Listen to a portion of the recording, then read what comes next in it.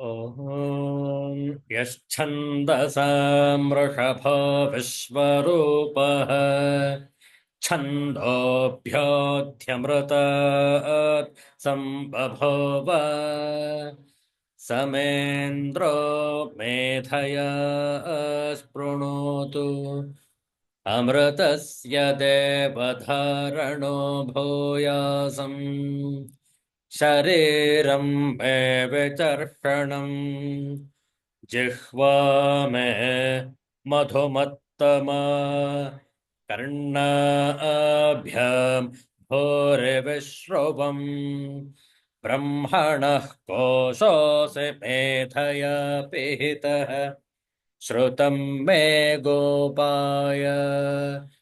ॐ शान्तिः शान्तिः शान्तिः।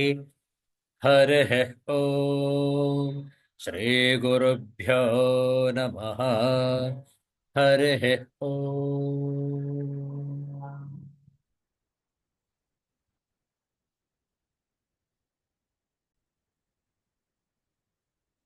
Universal prayer. Let's stand this together. O hidden life, vibrant in every atom. O hidden light, shining in every creature. O hidden love, embracing all in oneness. May each who feels himself as one with thee know he is also one with every other. Om Shanti Shanti Shanti. ಇಂದು ವೈಶಾಖ ಶುದ್ಧ ತ್ರಯೋದಶಿ, ಅತ್ಯಂತ ಶ್ರೇಷ್ಠವಾದಂತಹ ಶನಿವಾರ ಮಂದವಾಸರ. ಇಂತಹ ಸುಮಧುರ ಸಂಜೆಯಲ್ಲಿ, ಶನಿವಾರದ ಮುಸ್ಸಂಜೆಯಲ್ಲಿ ಶ್ರೀರಾಮ ಸ್ತುತಿ ಇದರ ಪಾರಾಯಣ ಶ್ರದ್ಧೆಯಿಂದ ಆಲಿಸುವಂತವರಾಗಿ ಶ್ರೀರಾಮ ಸ್ತುತಿ.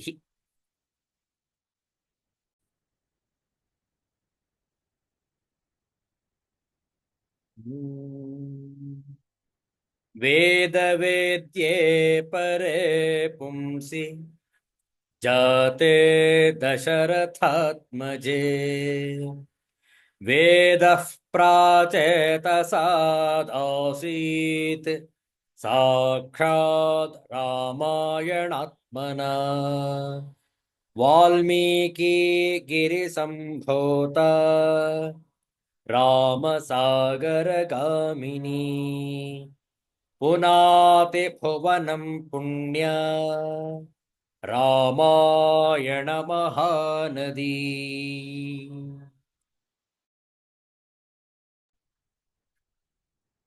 ಚರಿತಂ ರಘುನಾಥಸ್ಯ ಶತಕೋಟಿ ಪ್ರವಿಸ್ತರಂ ಏಕೈಕಮಕ್ಷರಂ ಪುಂಸಾಂ ಮಹಾಪಾತಕನಾಶನಂ ವಾಲ್ಮೀಕೇರ್ಮುನಿಸಿಂಹಸ್ಯ ಕವಿತಾವನಚಾರಿಣಃ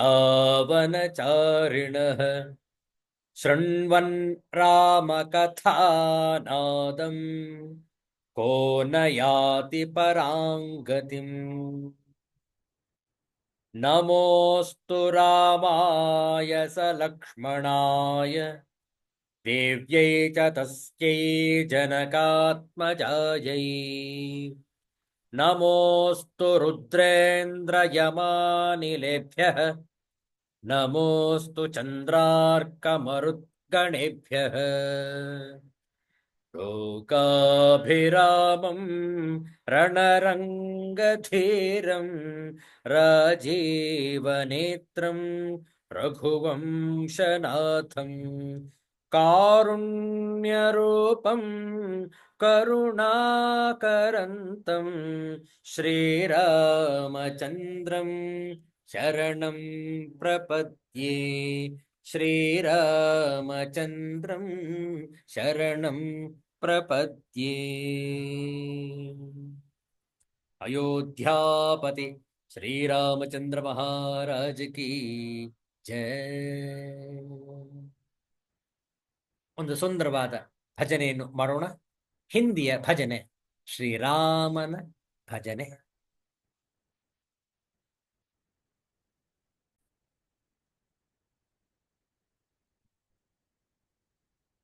हे राम, हे राम,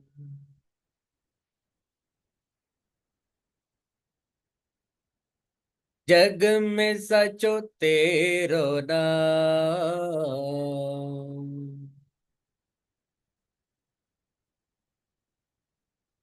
हे राम, हे राम,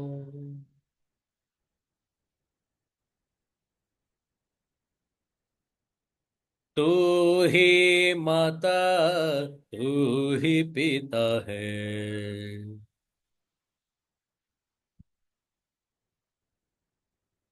तू ही माता, तू ही पिता है।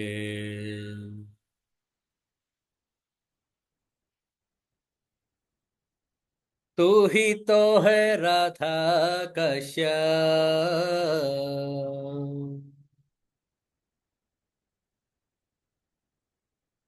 हे राम, हे राम,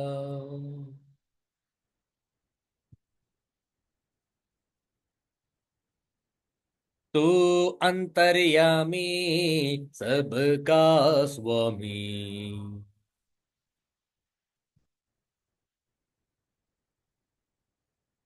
तू अंतर्यामी, सबका स्वामी।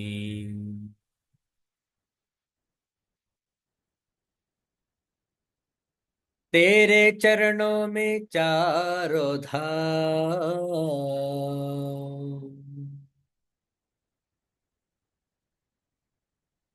हे राम, हे राम,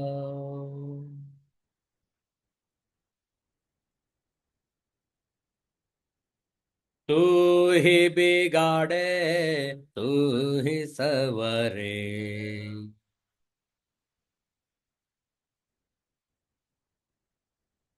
तू ही बिगाड़े, तू ही सवरे।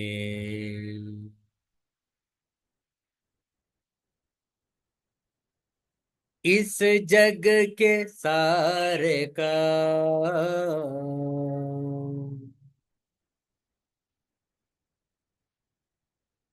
हे राम, हे राम,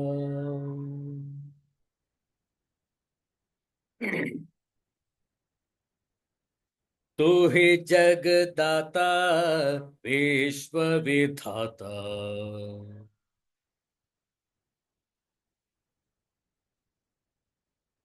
तू ही जगदाता, विश्व विधाता।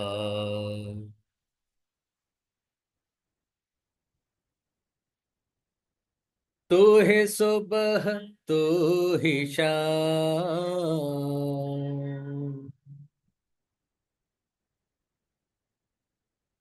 हे राम, हे राम,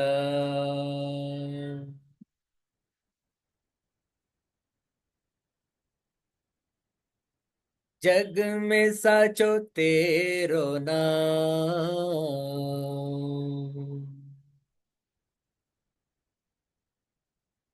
हे राम, हे राम,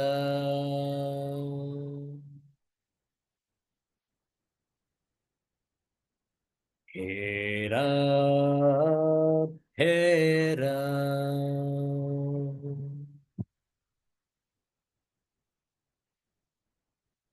अयोध्यापति श्री रामचंद्र महाराज की जय। श्री कोदंड राम स्वामी की जय। सिद्धांत अवधूत चिंतन श्री गुरुदेव दत्त। जय जय रघुवीर समर्थ श्री सद्गुरुनाथ महाराज की जय। हर हर नमः पार्वती पतये। हर हर महादेव शंभो।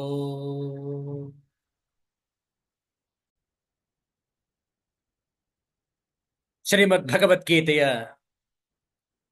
14ನೇ ಅಧ್ಯಾಯ ಗುಣತ್ರಯ ವಿಭಾಗ ಯೋಗ, ಇದರ ವಿಚಾರವನ್ನು ಮುಂದುವರಿಸೋಣ. ಪ್ರಾರಂಭದಲ್ಲಿ ಕೆಲವು ಶ್ಲೋಕಗಳ ಪಾರಾಯಣ. ಪ್ರತಿಯೊಂದು ಶ್ಲೋಕವನ್ನು ಹೇಳಿಕೊಡ್ತೇವೆ, ತಾವು ಪುನರಾವರ್ತಿಸಬಹುದು.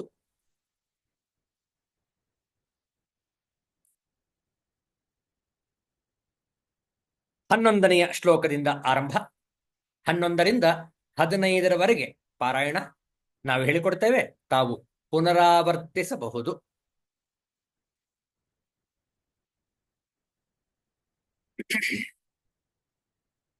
ತಮ್ಮಲ್ಲಿ ಶ್ರೀಮದ್ ಭಗವದ್ಗೀತೆಯ ಗ್ರಂಥವಿದ್ದರೆ ತೆಗೆದಿಟ್ಟುಕೊಳ್ಳಿ. 14ನೇ ಅಧ್ಯಾಯ 11ನೇ ಶ್ಲೋಕ. ಓಂ ಶ್ರೀ ಪರಮಾತ್ಮನೇ ನಮಃ.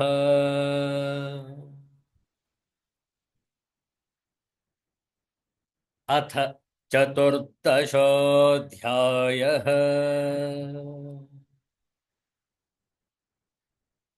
ಗುಣತ್ರಯ ವಿಭಾಗ ಯೋಗಃ.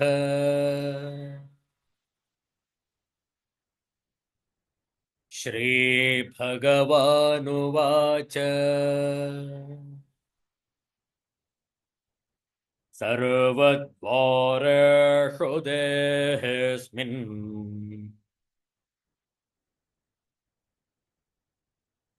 ಪ್ರಕಾಶ ಉಪಜಾಯತೆ.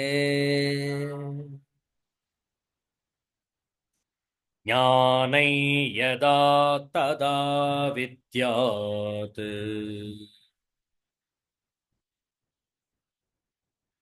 ವಿವೃದ್ಧಂ ಸತ್ವಮಿತ್ಯುತ.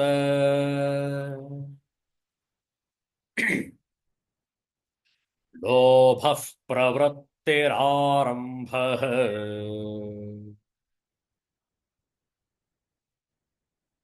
ಕರ್ಮಣಾಮಶಮಃ ಸ್ಪೃಹಾ.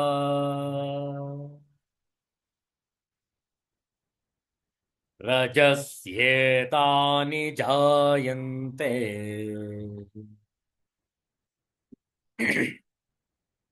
ವಿವೃದ್ಧೇ ಭರತರ್ಷಭ.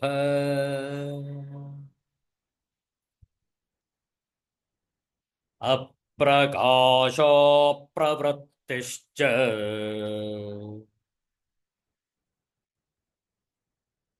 ಪ್ರಮಾದೋ ಮೋಹ ಏವ ಚ.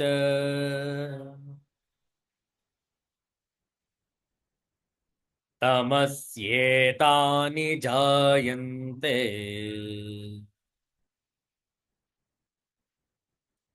ವಿವೃದ್ಧೇ ಕುರು ನಂದನ.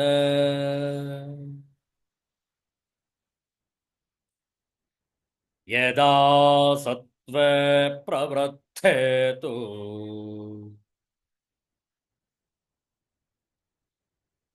ಪ್ರಲಯಂ ಯಾತಿ ದೇಹಭೃತ್.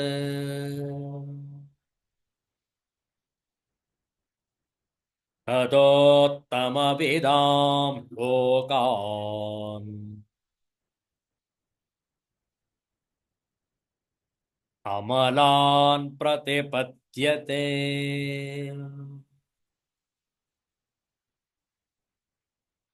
ರಜಸಿ ಪ್ರಲಯಂ ಗತ್ವಾ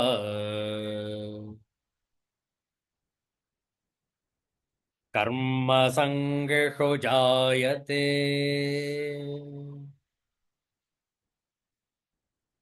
ತಥಾ ಪ್ರಲೀನಸ್ತಮಸಿ ಮೂಢಯೋನಿಷು ಜಾಯತೆ. ಓಂ ಶಾಂತಿ ಶಾಂತಿ ಶಾಂತಿ. ಹರಿಃ ಓಂ. ಶ್ರೀ ಗುರುಭ್ಯೋ ನಮಃ. ಹರಿಃ ಓಂ. ತಮೋಗುಣವು ವೃದ್ಧಿಯಾದಾಗ ಸತ್ವಗುಣದ ಹಾಗೂ ರಜೋಗುಣದ ಪ್ರವೃತ್ತಿಗಳನ್ನು ಅತ್ಯಂತ ಕಡಿಮೆಯಾಗುವಂತೆ ಮಾಡಿ ತಾನೇ ಮೇಲೇಳುತ್ತದೆ. ಆಗ ಜ್ಞಾನ, ವಿವೇಕ, ವೈರಾಗ್ಯ ಮತ್ತು ಶಾಂತಿಯ ಅಭಾವವಾಗುತ್ತದೆ. ಕಾರಣ ತಮೋಗುಣದ ಪ್ರಭಾವ.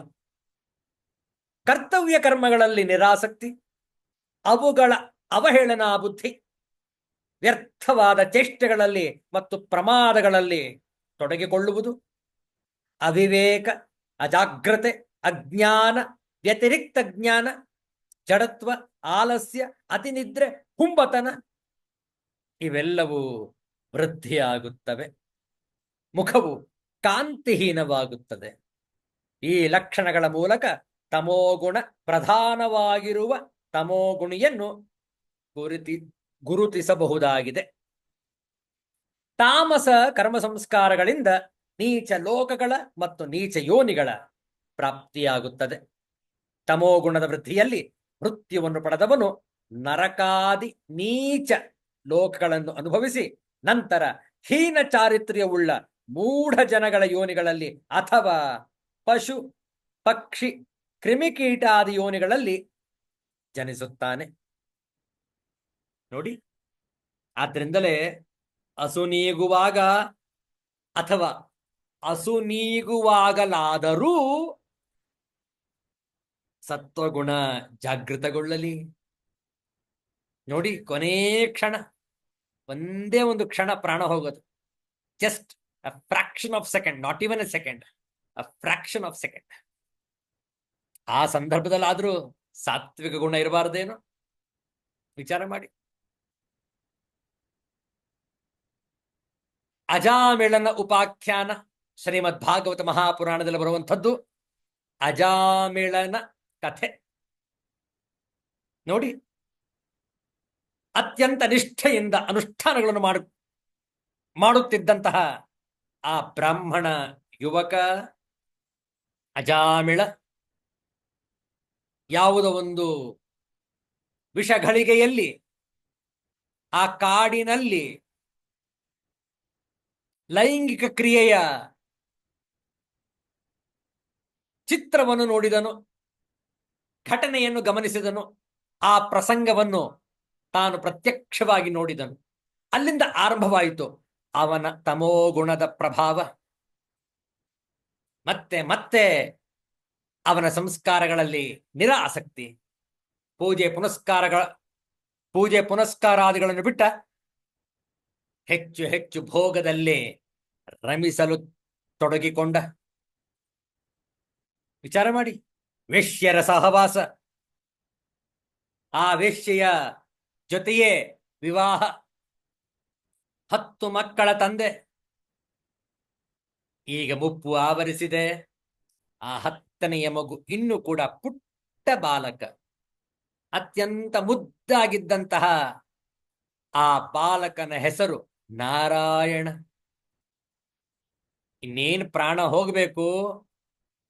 ಆಗ ಆ ಮೋಹಕ್ಕೆ ಒಳಗಾಗಿ, ನೋಡಿ, ಇನ್ನೂ ಕೂಡ ತಮೋಗುಣ, ಮೋಹಕ್ಕೆ ಒಳಗಾಗಿ ಆ ಕೊನೆಯ ಮಗ, 10ನೆಯ ಮಗ ನಾರಾಯಣನನ್ನು ಪ್ರೀತಿಯಿಂದ ಕರೀತಾನೆ. ನಾರಾಯಣ, ನಾರಾಯಣ. ಯಾಕೆ ಪ್ರಾಣ ಹೋಗ್ತಾ ಇದೆ.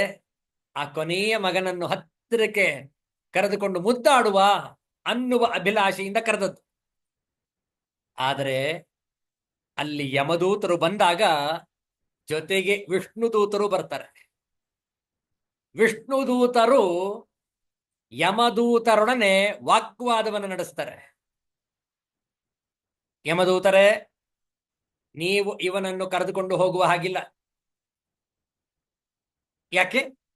ಯಾಕೆಂದ್ರೆ ಇವನು ಕೊನೆಯ ಕ್ಷಣದಲ್ಲಿ ಇನ್ನೇನು ಪ್ರಾಣ ಬಿಡಬೇಕು ಅನ್ನುವಷ್ಟರಲ್ಲಿ ಆತ ನಾರಾಯಣ ನಾಮೋಚ್ಚಾರಣೆಯನ್ನು ಮಾಡಿದ್ದಾನೆ. ಆದ್ರಿಂದ ಇವನು ವೈಕುಂಠಕ್ಕೆ ಅರ್ಹ. ಆಗ ದೊಡ್ಡದಾದಂತಹ ವಾದ ವಿವಾದ ನಡೆಯುತ್ತೆ. ತರ್ಕ, ಉದಾಹರಣೆ, ಉಪಮೆಗಳನ್ನು ಕೊಡುತ್ತಾ ಇಬ್ಬರು ಕೂಡ ವಾಗ್ವಾದಗಳನ್ನು ನಡೆಸ್ತಾರೆ. ಒಬ್ಬರು ಪರ, ಮತ್ತೊಬ್ಬರು ವಿರೋಧ. ಕೊನೆಗೆ ವಿಷ್ಣು ದೂತರೇ ಗೆಲ್ತಾರೆ. ಆ ಅಜಾಮಿಳ, ಭ್ರಷ್ಟನಾದಂತಹ ಅಜಾಮಿಳನನ್ನು ವೈಕುಂಠಕ್ಕೆ ಕರೆದುಕೊಂಡು ಹೋಗ್ತಾರೆ. ನೋಡಿ, ಉತ್ತಮವಾದ ಲೋಕ. ಆ ಕೊನೆಯ ಕ್ಷಣದಲ್ಲಿ ಅವನು ತಮೋಗುಣದ ಪ್ರಭಾವಕ್ಕೆ ಒಳಗಾಗಿ ನಾರಾಯಣ ಅನ್ನುವ ಹೆಸರನ್ನು ಕರೆದಿದ್ದರೂ ನಾರಾಯಣ ಎಂಬ ಉಚ್ಚಾರಣೆಯಿಂದಲೇ ಅದು ಸಾತ್ವಿಕಕ್ಕೆ ಪರಿಣಾಮಗೊಂಡಿತು, ಪರಿವರ್ತನೆಗೊಂಡಿತು. ವಿಚಾರ ಮಾಡಿ. ಕೊನೆಯ ಕ್ಷಣದಲ್ಲಿ ಸಾತ್ವಿಕ ಗುಣ ಉಳ್ಳವರಾಗಲು ಈಗಲಿಂದಲೇ ಅಭ್ಯಾಸ ಮಾಡಬೇಕು. ಓ ಅಜಾಮಿಳನ್ಗೆ ಆಯ್ತಲ್ಲ, ಹಾಗೆ ನನಗೂ ಕೂಡ ಆಗತ್ತೆ. ಇಲ್ಲ ಇಲ್ಲ, ಕಹಾ ರಾಜಾ ಭೋಜ್ ಅವ್ರ ಕಹಾ ಗಂಗೂ ತೇರಿ. ಹೌದಲ್ಲ? ಆದ್ರಿಂದ ನಾವು ಅವ್ರನ್ನು ಹೋಲಿಕೆ ಮಾಡಿಕೊಂಡು ಕೊನೆಯ ಕ್ಷಣದಲ್ಲಿ ನಾವು ನಾರಾಯಣ ಅಂತ ಹೇಳಿದ್ರೆ ಆಯ್ತು ಅನ್ನುವಂತಹ ಭ್ರಮೆ ಬೇಡ. ಪ್ರತಿನಿತ್ಯ ಆ ಸಾತ್ವಿಕ ಗುಣದಲ್ಲೇ ಇರುವಂತೆ ನಾವು ನಮ್ಮನ್ನು ನಾವೇ ಸ್ಫೂರ್ತಿಯುತವಾಗಿ ಉತ್ತೇಜಿಸಿಕೊಳ್ಳಬೇಕು. ನೋಡುವ ಮುಂದಿನ ಶ್ಲೋಕ ಈ ಗುಣಗಳ ಬಗ್ಗೆ ಸಂಕ್ಷೇಪವಾಗಿ ಈಗ ಅದರ ಮಹಿಮೆಯನ್ನು, ಅದರ ಗತಿಯನ್ನು, ಅದರ ವರ್ಣನೆಯನ್ನು ತಿಳಿಸಲಾಗುತ್ತಿದೆ. 16ನೆಯ ಶ್ಲೋಕ ಸಾತ್ವಿಕ, ರಾಜಸ ಹಾಗೂ ತಾಮಸ ಕರ್ಮಗಳ ಫಲ ಹೇಳ್ತಾ ಇದ್ದಾರೆ. ನೋಡಿ 16ನೆಯ ಶ್ಲೋಕ ಇಲ್ಲಿದೆ, ಹೇಳಿಕೊಡ್ತೇವೆ, ಪುನರಾವರ್ತನೆ ಮಾಡಿ. ಕರ್ಮಣಃ ಸುಕೃತಸ್ಯಾಹುಃ ಸಾತ್ವಿಕಂ ನಿರ್ಮಲಂ ಫಲಂ ರಜಸಸ್ತು ಫಲಂ ದುಃಖಂ ಅಜ್ಞಾನಂ ತಮಸಃ ಫಲಂ.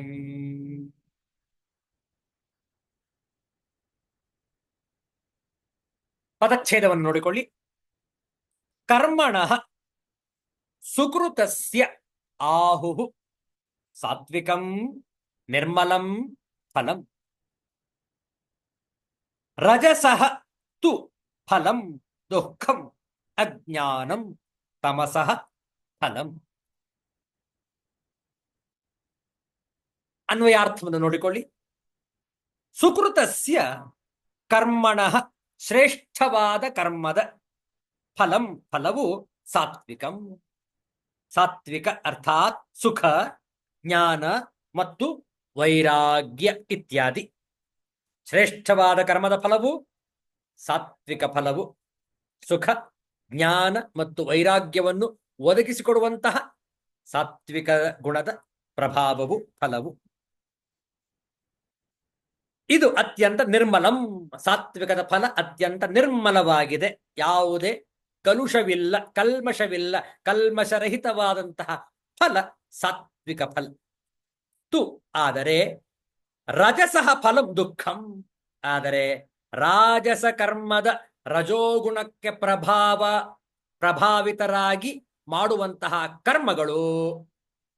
ಕರ್ಮಗಳ ಫಲವು ದುಃಖಂ, ಅತ್ಯಂತ ದುಃಖವಾಗಿದೆ. ತಮಸಃ ಫಲಂ ಅಜ್ಞಾನಂ ಆಹುಹು. ತಾಮಸ ಕರ್ಮದ ಫಲವು ಅಜ್ಞಾನ ಎಂದು ಹೇಳುತ್ತಾರೆ.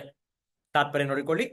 ಶ್ರೇಷ್ಠವಾದ ಕರ್ಮಗಳ ಫಲವು ಸಾತ್ವಿಕ ಅಂದರೆ ಸುಖ, ಜ್ಞಾನ ಮತ್ತು ವೈರಾಗ್ಯವೇ ಮುಂತಾದ ನಿರ್ಮಲವೆಂದು ಹೇಳಲಾಗಿದೆ.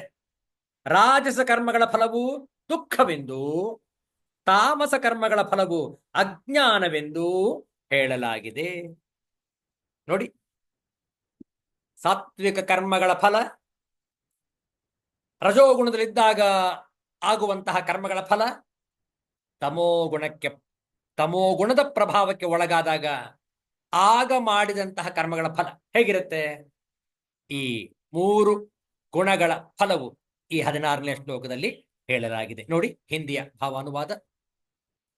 पुण्य कर्म का फल शुद्ध होता है और सात्विक कहलाता है, लेकिन रजोगुण में संपन्न कर्म का फल दुख होता है और तमोगुण में किए गए कर्म मूर्खता में प्रतिफलित होते हैं. By acting in the mode of goodness, one becomes purified. Works done in the mode of passion result in distress, and actions performed in the mode of ignorance result in foolishness. ನೋಡಿ, 3 ಗುಣಗಳು ಯಾವ ರೀತಿ ಫಲಗಳನ್ನು ಕೊಡುತ್ತೆ. ಅದರಂತೆ ಈ ಜಗತ್ತಿನ ನಿತ್ಯ ಕರ್ಮಗಳು ನಡೆಯುತ್ತಿವೆ. ಆಚಾರ್ಯ ಶಂಕರರ ಭಾಷ್ಯವನ್ನು ಈ ಶ್ಲೋಕಕ್ಕೆ ನೋಡುವ. 16ನೇ ಶ್ಲೋಕ.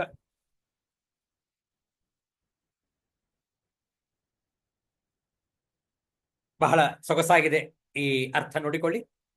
ಕರ್ಮಣಃ ಸುಕೃತಸ್ಯ ಸಾತ್ವಿಕಸ್ಯ ಇತ್ಯರ್ಥಃ. ಆಹುಃ ಶಿಷ್ಟಾಃ ಸಾತ್ವಿಕಂ ಏವ ನಿರ್ಮಲಂ ಫಲಂ ಇತಿ. ರಜಸಸ್ತು ಫಲಂ ದುಃಖಂ. ರಾಜಸಸ್ಯ ಕರ್ಮಣಃ ಇತ್ಯರ್ಥಃ. ಕರ್ಮಾಧಿಕಾರಾತ್ ಫಲಮಪಿ ದುಃಖಮೇವ ಕಾರಣಾನುರೂಪ್ಯಾತ್ ರಾಜಸಂ ಏವ. ತಥಾ ಅಜ್ಞಾನಂ ತಮಸಃ ತಾಮಸಸ್ಯ ಕರ್ಮಣಃ ಅಧರ್ಮಸ್ಯ ಪೂರ್ವವತ್. ಸುಕೃತವಾದ ಎಂದರೆ ಸಾತ್ವಿಕವಾದ ಎಂದರ್ಥ. ಇಂಥ ಕರ್ಮಕ್ಕೆ ಸಾತ್ವಿಕವೇ ಆಗಿರುವ ನಿರ್ಮಲವಾದ ಫಲವು ಆಗುವುದು ಎಂದು ಬಲ್ಲವರು ಹೇಳುವರು. ರಜಸ್ಸಿಗಾದರೆ ದುಃಖವು ಫಲವು.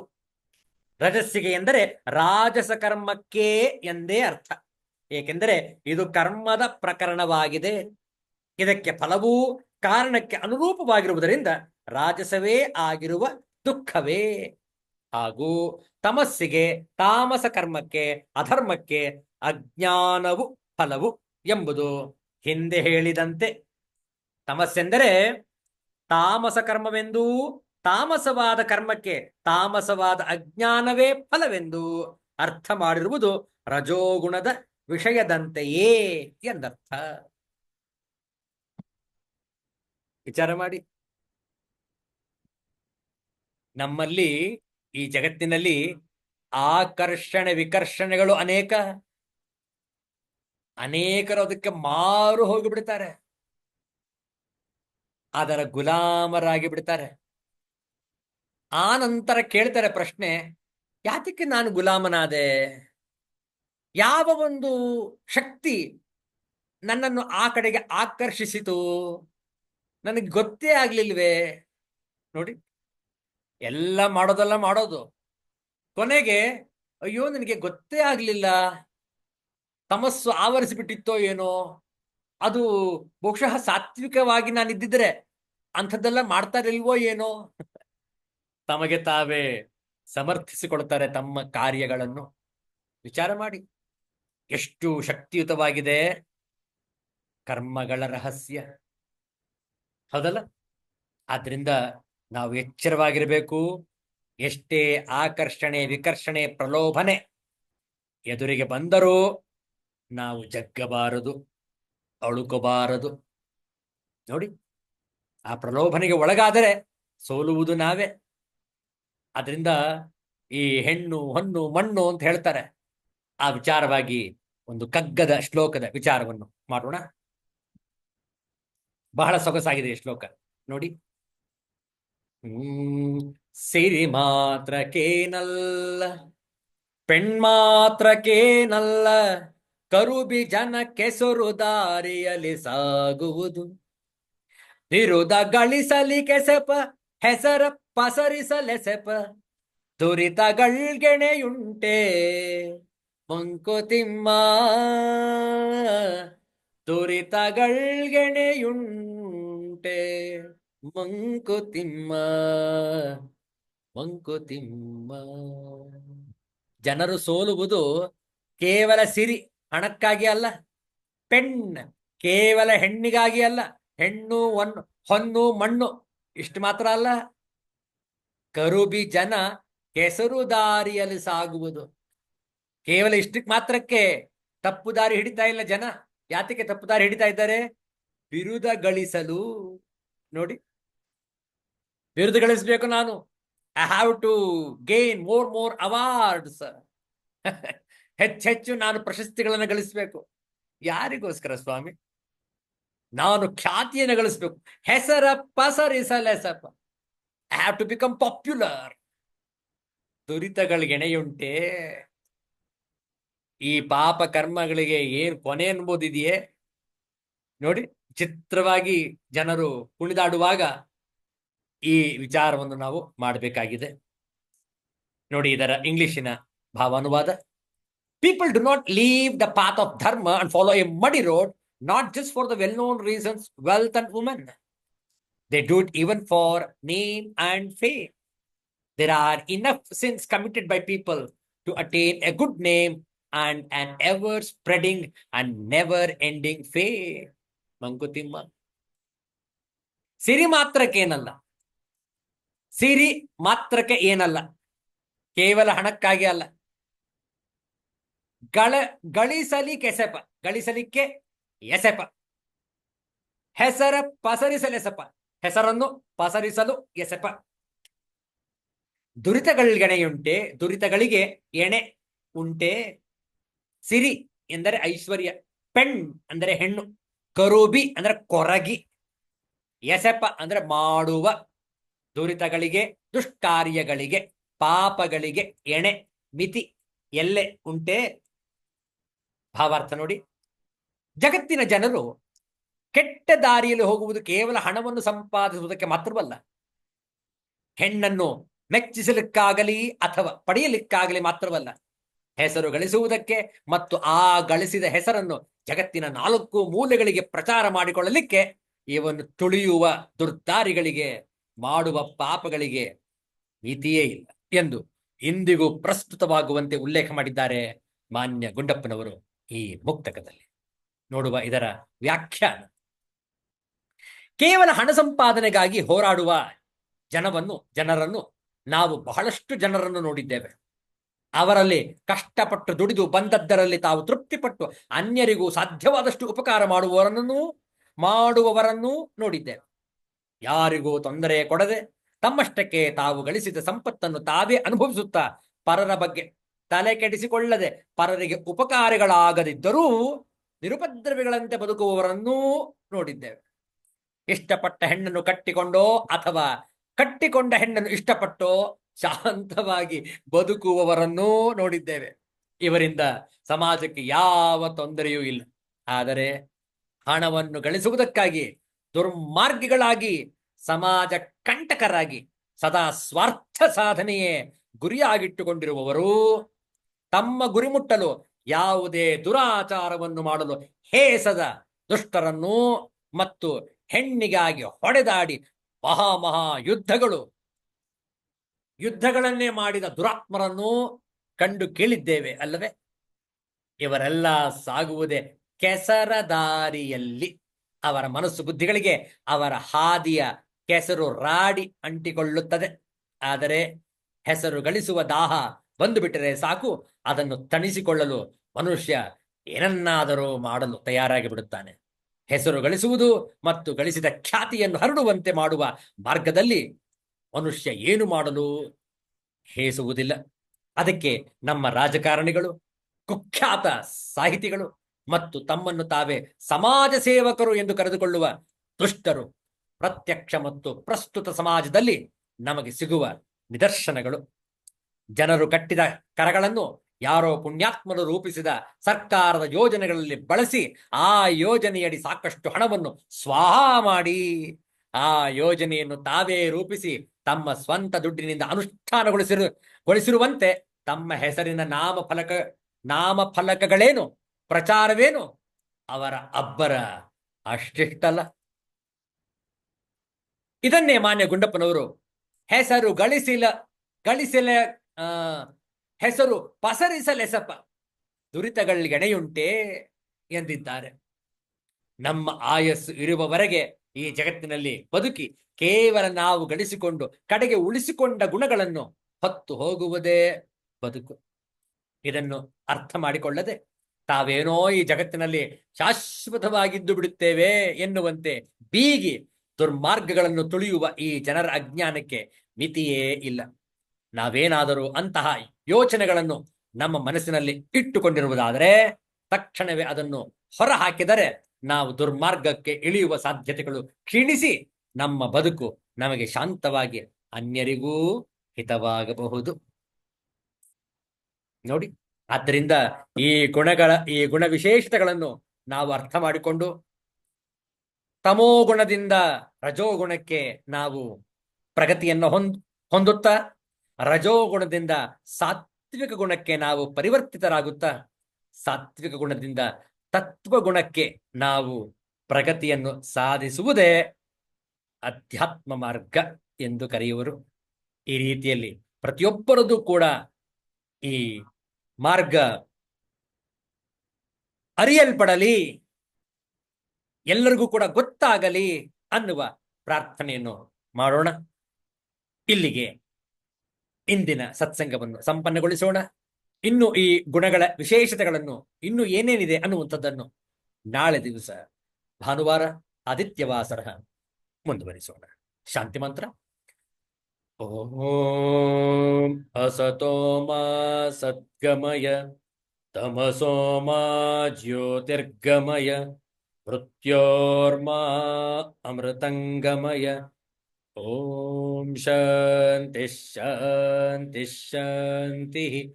ಹರಿ ಓಂ. ಶ್ರೀ ಗುರುಭ್ಯೋ ನಮಃ. ಹರಿ ಓಂ. ಮತ್ತೆ ಭೇಟಿಯಾಗೋಣ. ಎಲ್ಲರಿಗೂ ಒಳಿತಾಗಲಿ, ಎಲ್ಲರಿಗೂ ಶುಭವಾಗಲಿ. ಜೈ ಶ್ರೀ ಗುರುದೇವ ದತ್ತ.